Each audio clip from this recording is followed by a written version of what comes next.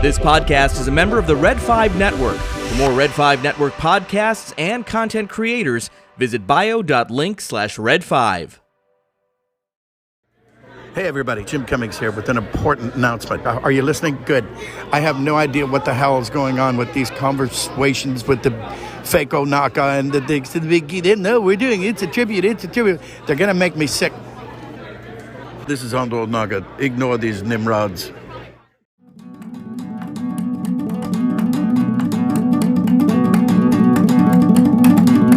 ConverSWations. It's a translation to a Star Wars nation. It's a celebration. Hello and welcome to ConverSWations. I'm Charles. And I'm Pat, and this is episode 117, Hyperspace.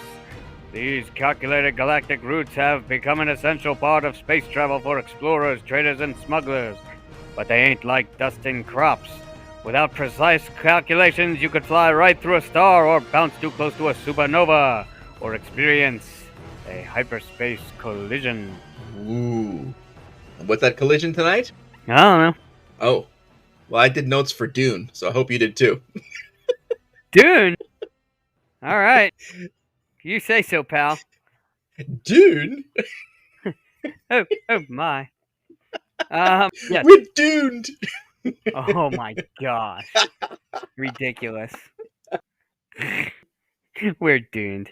Yeah, so Dune, part 1, Yes. as they're calling it. So obviously it was a reboot of the old film, Yes. which was the on-screen interpretation of the book. Yes. The Frank Herbert novel back in 1965, which is quite consequential when you think about it, by the way. Why is that? It existed before George Lucas and his whole Star Wars universe, so I think that's kind of important. But yes, you're right. The 1984 film by the auteur David Lynch. And I say that because David Lynch was very much, and is very much, a director who has, I wouldn't say fever dream style movies, but that's my interpretation. I've seen a lot of his movies aside from Dune, like Eraserhead. There's a whole bunch of really trippy movies, and I think that the original 84 movie had a lot of that stuff in it. And I'll pepper some things in as we go along, but I tried to read the book several times.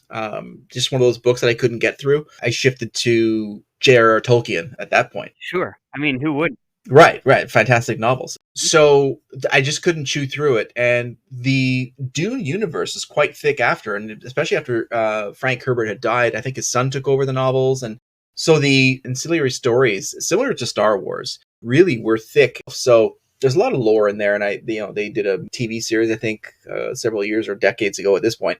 Mm-hmm. This Hyperspace Collisions is based upon the Denis Villeneuve version that came out several years ago. And quite honestly, apart from being an amazing movie, is much more faithful to the original novel than the David Lynch movie was back in 84. Yeah, that's the impression I was under, having read synopses of the 84 one, that it kind of glossed over a lot of the plot points. Yes. In favor of brevity, which is not always the way to go.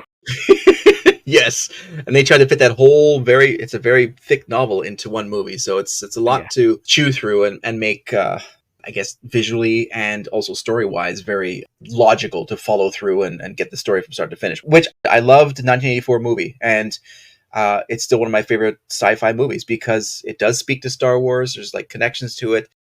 So I imagine that the 84 film also follows the noble house Atreides. Correct. Yes. All those houses are there, and the galactic structure is definitely there. Yeah. So we got Paul Atreides. Mm-hmm. Seems to be the star of the show. I was excited for Leto Atreides. Yes. A little bearded Oscar Isaac action, and we'll get to that later. Yeah. So the film follows Paul and his family, in a war for the planet Arrakis. Yes. Which is like, okay, so it's like full of spice. Yeah, and spice as a drug. Yeah. So connection number one, right there. There you go, right there. and like the spice harvesters, who are we kidding? Those are sandcrawlers, okay? I mean, come on, absolutely. It's the most ridiculous thing. And on Arrakis, yeah, at this time, the spice is basically the most valuable thing in the entire galaxy. It's not only used as a drug, but it's also used for health benefits. It's used by the Imperium, or like the Galactic Empire, but it's also used for spacing guilds and interstellar travel, which to me was like always hyperspace lanes. And they had these creatures that were specific to it, and almost like Purrgil. I mean, the extensions are quite strong, but desert-like planet, not unlike Tatooine. Yeah, it's a pretty barren wasteland with robots. Yeah. But yeah, so unlike Star Wars, this takes place in the distant future, not a long time ago. There, that's it. It's completely different. Sever the connections. We're done. Exactly. But guess what? There's an emperor, and so basically, the emperor, rules the galaxy, I guess. Yes. And Emperor Shaddam IV. Ooh, very cool. Yeah. So Leto Atreides is a duke, and so he rules one of the planets, and basically he gets, I guess, punished. I feel like it's punished to replace Baron Harkonnen. Yes. As a fief holder of Arrakis. Which exactly. Basically means, so if there's a bright center of the universe, he's in charge of the planet that's farthest from. And I agree completely that it's a punishment, because Caladan, where House Atreides is situated, they're basically given control over Arrakis. And at this point, when the Harkonnens, which is interesting because in the 84 movie, it was Harkonnen. That's what it's pronounced. And in this movie, it's the Harkonnen. So I have like a very hard time with the way they pronounce it. But basically, it's a failing spice production, and he's being handed just like a hot mess. And he knows it, which is great. Well, not so great, but so he's preparing not only his house and his planet for it, he's also preparing Paul for it, because obviously he's the heir to the Atreides house. So it becomes a very tricky situation, because not only does he have the galaxy and the Emperor to answer for, he's got to set this up for Paul. And the connection to Star Wars in this sense is that it's almost like Obi-Wan preparing Luke to face the reality of what the Emperor, again, and the greater galaxy, again, is literally going to be slamming on his shoulders. And it's a very short period where he has to be able to train him to do that. Yeah, and kind of like Obi-Wan, Leto doesn't make it very far. Wow. All right, so basically, he's suspicious of the Emperor. Okay, and there's freemen there that are inhabiting the planet. They're like regular, they're tall Jawas maybe. They have glowing eyes. They live in the desert. I don't know what to tell you. Fantastic. They're tall Jawas. Yes, they're native to Arrakis. Yeah. Yeah, absolutely. Yep. And their eyes glow because they're exposed to the spice. So basically, he's got to navigate that. He's got to navigate like sandstorms or spice storms, and like various creatures that like destroy these spice crawlers. And that's probably been the bane of Harkonnen's time at the helm. Was it's just not been profitable because everything gets destroyed. Yes, and they didn't maintain the upkeep of the machines. The threat of the worms, as you're like, that's basically what you're talking about there. Is they The creatures, the spice worms. Yeah. Let alone the Fremen, who were like, trying to sabotage all of this collection, because basically their planet is being purged by the Emperor for their natural resources. I mean, it's almost like we've written the script before. And this is a mess that Leto accepts as the House Atreides as an official appointment, that you're being honored with the task of taking over the management of Arrakis. And not only does he have to manage and navigate that, he has his wife, well, actually his concubine, I'm sorry, not his wife, his concubine. Lady Jessica. Yeah, who's a Bene Gesserit. So we got definitely a Jedi Order / Night Sister-ish connection right there, talking back to our previous episode. Yeah, and also, like, they can, like, compel people with their thoughts and stuff. Yes! Which is like a mind trick. It's a Jedi mind trick. Exactly.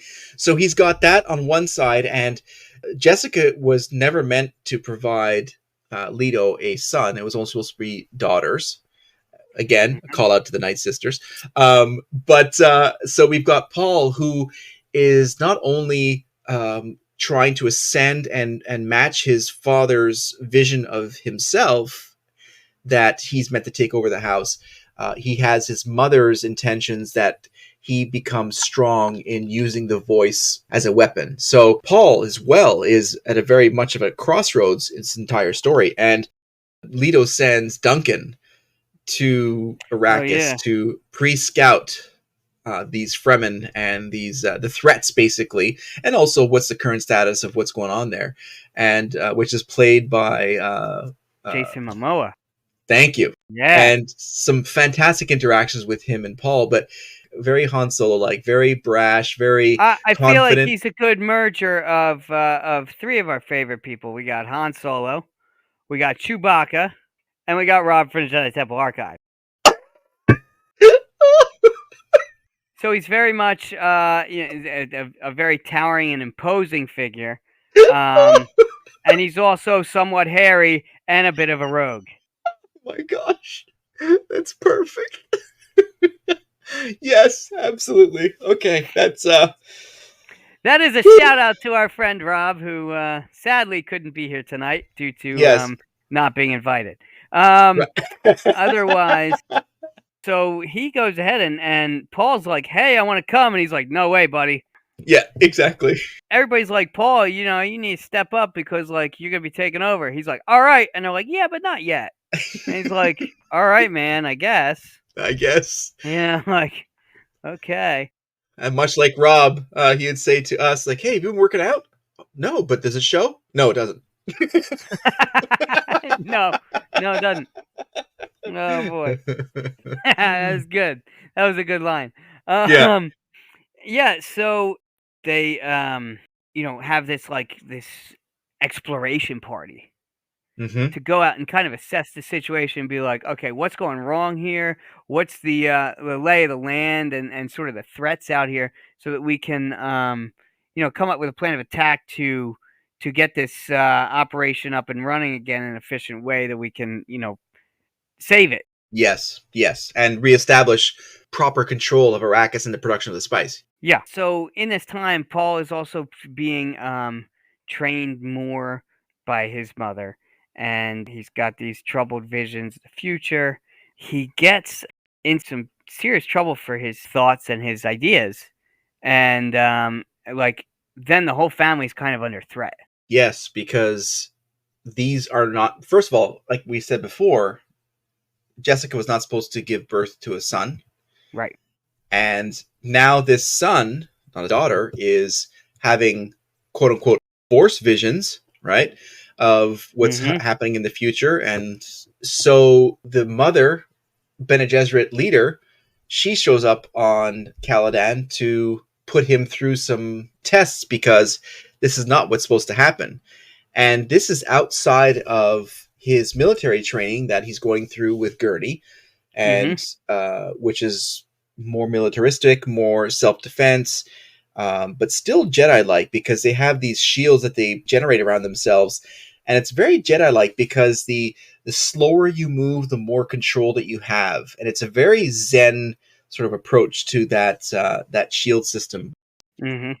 Oh, yeah, definitely. So then there's a planned coup, okay? Mm-hmm. The idea is to take out the leadership of House Atreides. Mm-hmm. And the stipulation was let the kid and his mother go free. And that's right. Yeah. Yeah. So that's kind of how that progresses, and then poor Oscar Isaac gets poisoned. Yeah. And I'm like, it's just poison. They'll fix it. Guess what they didn't fix? The poison. Poison. So he dies. Yeah. And I was like, I'm done. But the problem is, I was on a transatlantic flight, so I couldn't really be done. So I just kept watching. And so this happens, and Paul and Jessica have to escape. Mm-hmm.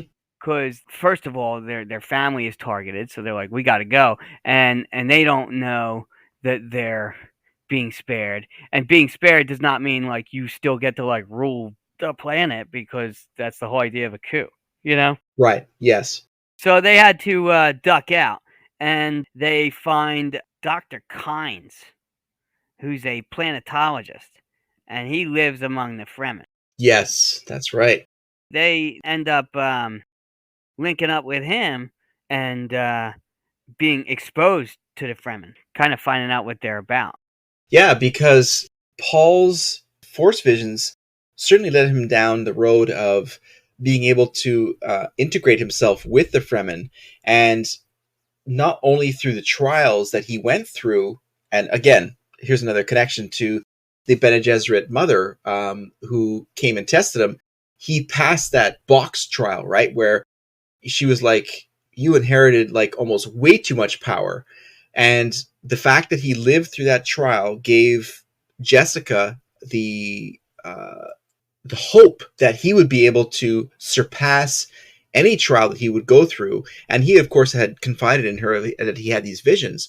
So when they get on Arrakis and meet up with the doctor you just mentioned, she does see Paul as a potential, not just heir to Leto, but also as a bridge between the Fremen who are on the planet and the ruling faction, House Atreides, because it was, like I said before, they were always against each other. They always saw whether it was Harkonnen before or Atreides now, as invaders taking their natural resources away.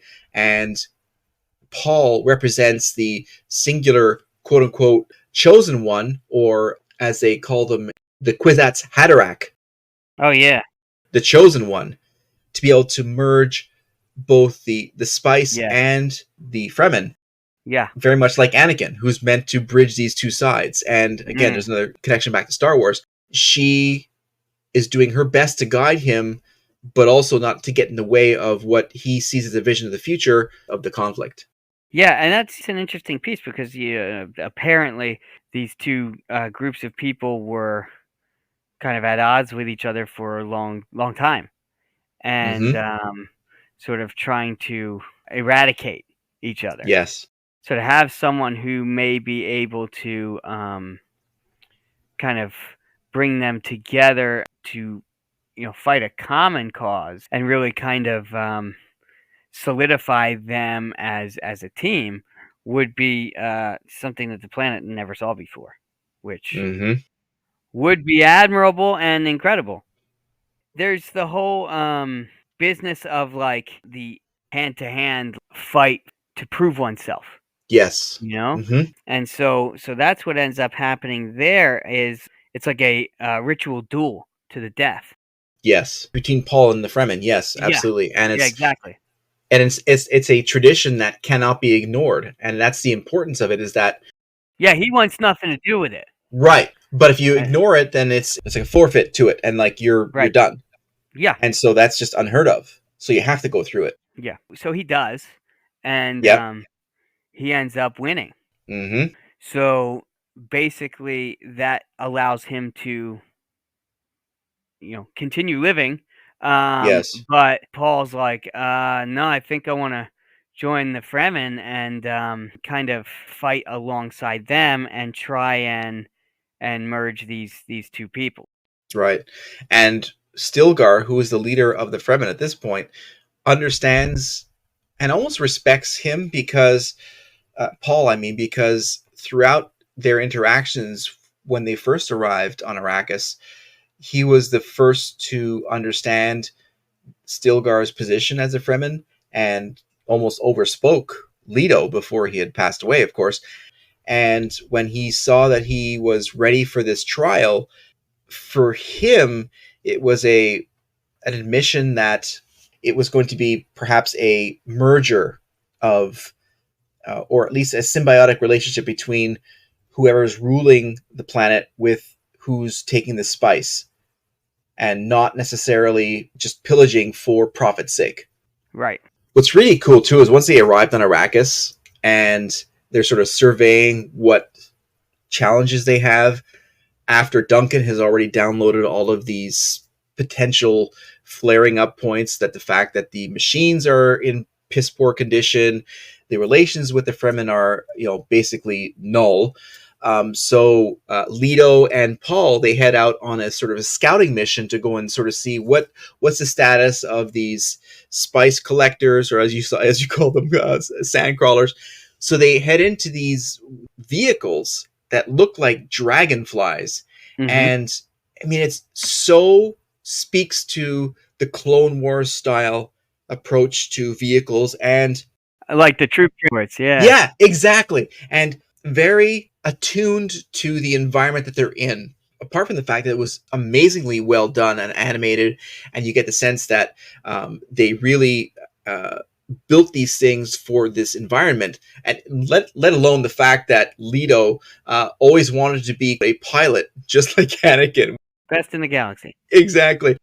Yeah, and while we're talking about parallels, when Paul is training as a warrior, the shirt that he wears is very Han Solo-esque. Oh, yes! Wow. And the Reverend Mother is a master of the voice, which is, like you said, a very firm nod to like the Night Sisters and things like that. And Lady Jessica gets in a little bit of trouble because she has been training him in the way.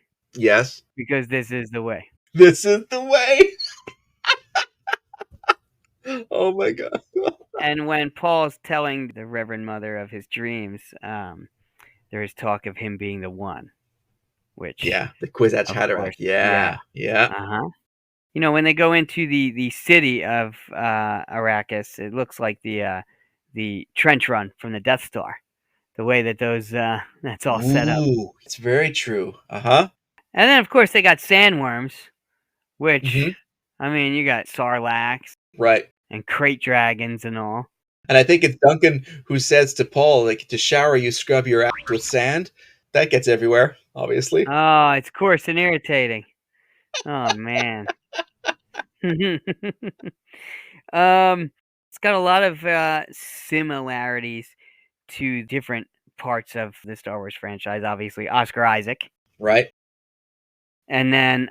Now, before we get to anybody else, when we were in Celebration Chicago in 2019, where we missed Ro, who was literally on the floor walking around. Yeah, but he should have seen us. And where we missed Todd from WSTR, who's on the floor walking around. We saw Oscar Isaac on the stage with his full Atreides beard. Literally. Yeah. So it's like we have a connection to that movie through his appearance at Celebration 2019. Yeah, which is very similar to when I saw Mark Hamill in Star Wars Weekends. Okay. And he had the beard, which he had never had before. And, he mentioned that it was for a little indie project that he was doing called Star Wars 7. Little indie project. Yes. So then there's like the visions that Paul has are very cryptic, similar to stuff that Yoda would say. Like, the mystery of life isn't a problem to solve, but a reality to experience. And We must move with the flow of the process and join it. We must flow with it and let go. Ooh, wow. Yeah. Yeah. And it's very Yoda-esque, almost like Clone Wars fortune cookie. Yeah. Start of each episode had that sort of very telling sentence or whatever to give the flavor of the episode coming. Yeah, it's such a like you said, a little bit of a snapshot of what you can expect from that episode. Mm-hmm. And I guess the last tie to Star Wars that I had was Javier Bardem says, "I have spoken." Oh wow, that's hilarious! Yes.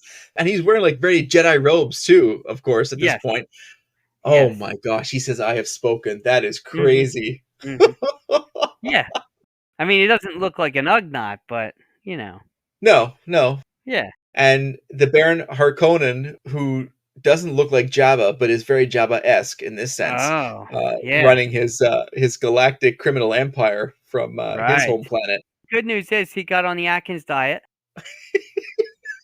and worked his way into Andor, I guess. And much better hair. Yes.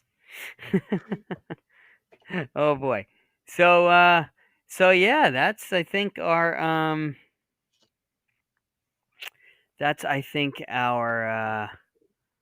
little synopsis of Dune Part 1. Part 1, yeah. And there's some heavy Star Wars connections. And I think that for me, when I watched the 84 movie, the voice weapons, they had these sort of handheld amplifiers of their voice. That wasn't in the book. And it was an addition by David Lynch. And for me, when I was young watching this, it's like, oh, that's so cool. And then when I watched the new Dune, it's like, oh, they missed the voice weapons. And I looked and it's like, oh, the voice weapons were never there to begin with. That's why. That's why. It's more true to the story. Okay, well, that makes complete sense. Yes. Very cool, though. Yes. And as a Star Wars connection to this movie, there are many different levels of it. There's heavy religious undertones to both this and Star Wars. It's rooted in some really classic storytelling and, traitors and sabotage and setting them up for failure. I can't wait for part 2 to see how this ends. Well, guess what? You have to. Yeah, because it got pushed back. It did. Yeah. It did. Yeah. Unfortunately, with some of the goings-on in Hollywood, the release date got postponed. So now it's next year. Yep. But and like I said, it'll be interesting to see what more comes from that franchise and comes in Star Wars that are kind of influenced by each other. Yes. All right. That's it for Dune Part 1. We are on our very own website, ConverSWations.com. We're on the Facebook at facebook.com/ConverSWations. X. We've got an X account. Yes, we do. I mean, does that mean it's a former account? I don't know. I'm not sure. However, that's at Swations. We've got ConverSWations on the Instagrams. We have Threads, and we are at ConverSWations. I would not suggest tugging on that. Furthermore, we have CommerceSWations on the Etsy page. All of this is compiled in a nice little package on our link.tree/ConverSWations. And of course, as always, maybe still, we are proud founding members of the Red 5 Podcast Network, and them and Ro and all of our fine folks over there can be found at bio.link/Red5. Nice. And that being said, I guess we'll see you around next time. Or we could go with a quote from Gurney Halleck from the 1984 movie. I'm sure we could. Because that's being played by Patrick Stewart, Captain Jean-Luc Picard. Yes. Not in the mood Moon's a thing for cattle and lovely, not for fighting! You just wanted to imitate Jean-Luc Picard. Absolutely. Oh, man. That's for Ro. So transparent. Oh, boy. That's for Ro? Yeah, guess what? He doesn't listen past the socials, so good luck. And that stays in. That will stay in.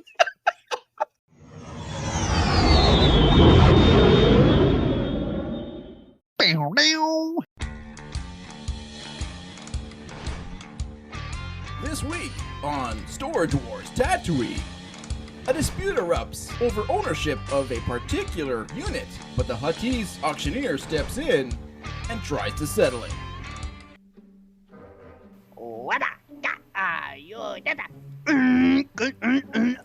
What's going on here?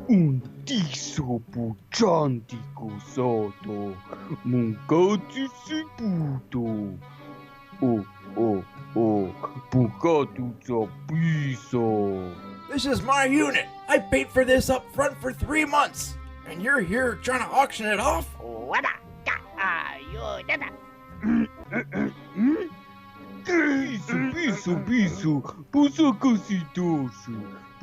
I store all of my Boilermakers here. Do you know how much it takes to make a particular brand of Jedi mind-bending liquids?